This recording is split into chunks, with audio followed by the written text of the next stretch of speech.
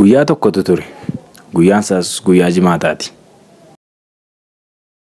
Ganama bariin ka'ee sirba isa yaa gogorrii laga sandaaboo jedhu.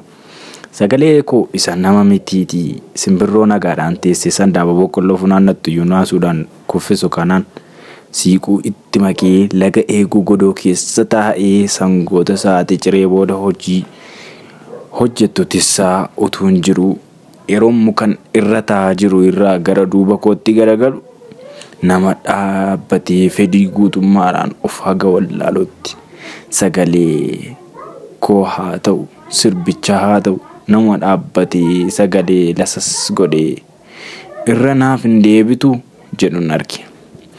Nan hargi haa ta'uu nan nahee haa ta'uu waliinsaaf naaf galuu dide. Anis tole jedhee ulullee koo afuufee sirbuuttiin ka'e. Maalan sirbaayyuu miti romeeyyuu duufan jedha malee. Suuteen isa sila bishaan dhaqaa jirtu dhiiftee haga sa'aatiin ciree ga'utti na waliin turte. Egaa turtiin akkam ture jedhanii yeroo nama gaafatan haaluma salphaadhaan homaan jedhu jedhanii deebisu mitiire kan koo garuu akkasin turre. Yeroon suutee wajjin dabarse gabaabbachuu irraan kan ka'e abbaan koo ganama yeroon hirriba irraa kaa'e. Yeroo sa'aatiin ciree ga'u qotiyyoo gara qosiisaa taas naannaanis jedhee waadaa na galchatee ture.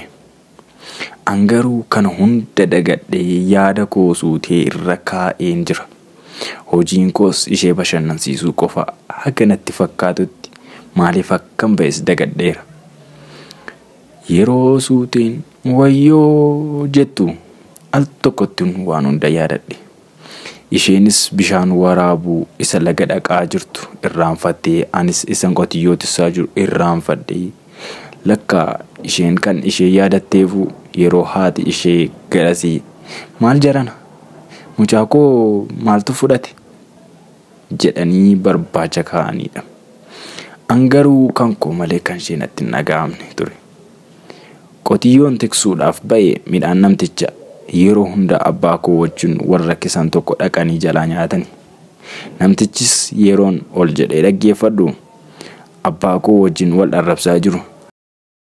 Abbaan koos maaliif isa arrabsare afaan isaa qabatee meera gurbattiin kun naan jecha na arrabsaa ulee qopheeffatee na reebuudhaaf dhufe. Haati suutees wacaa gara keenyatti as dhufte. Nuti lamaan waan jennuuf waan goonu wal dhaallee dhaabbanne ija keessa wal ilaalutti kaane. Haati ishees nu bira ga'anii abbaan koos nu bira ga'ee waan jedhan wal dhaalanii callisanii raajiidha kan keessan kunoo nuun jecha gara mana isaaniitti nu fudhatanii galan. Yeroo itti aanu viidiyoo itti aanu qopheeffadhee dhufa galatooma.